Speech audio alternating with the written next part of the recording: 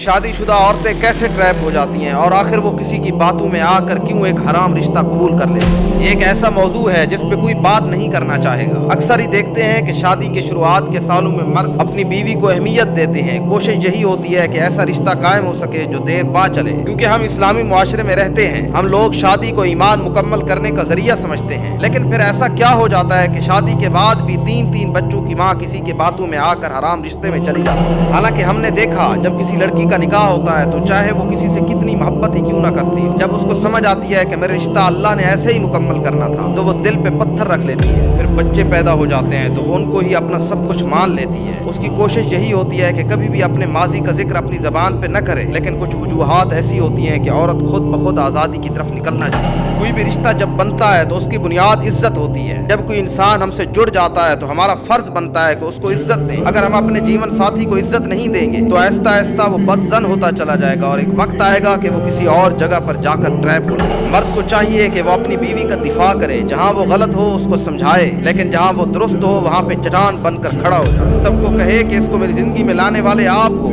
अब ये मेरी शरीके हयात है। जैसे आप सबकी अहमियत है वैसे ही इसकी अहमियत है। जब मर्द दोस्तों में खर्च करे और घर पे कंजूसी करे, उस पे खर्च करने का नाम न ले जिसने उसके बच्चों को जन्म दिया, तो फिर याद रखो कि कोई और खर्च करने वाला आएगा और आपकी बीवी को ट्रैप करने लगेगा। और याद रखो, सबसे अहम बात, हर औरत तारीफ की भूखी होती है। अगर ज्यादा नहीं तो 2-4 जुमले आपके उसको खुश कर सकते हैं। लेकिन क्या करें कि हमारे मुआशरे में ये सब फजूल लगता है। और याद रखो कि जो आपका जीवन साथी है, आप उसके साथ मुकाबला क्यों करना चाहते हैं, आप उसको जेर क्यों करना चाहते हैं। जो औरत निकाह करके पहले ही आपकी दस्तरस में आ चुकी है, उस पे मजीद रोब डाल के क्या करना चाहते हैं, उसको मजीद टार्चर करके क्या करना है आपने। पहले ही हमारी ज्वाइंट फैमिली सिस्टम के अंदर टार्चर कम होते हैं। तो बतौर मर्द याद रखो कि अगर औरत खूबसूरत है तो उसको तस्लीम करो ताकि उसकी खूबसूरती और निखर जाए। अगर उम्र का डिफरेंस है तो बीवी को बच्चे की तरह ट्रीट करो, ना कि पक्का मुंह बनाकर। अगर तालीम का डिफरेंस है तो उसको अपना बाजू बनाओ, ना कि किचन में झोंक दो उसको। यकीन मानिए, अगर किसी घर में ये चीजें अमल कर ली जाएं तो वो घर जन्नत बन जाएगा और कोई औरत ट्रैप नहीं होगी। अगर आप चाहते हैं कि आपका जीवन साथी किसी गलत इंसान के हाथों चढ़ जाए तो ये इख्तियार अब भी आपके हाथ में।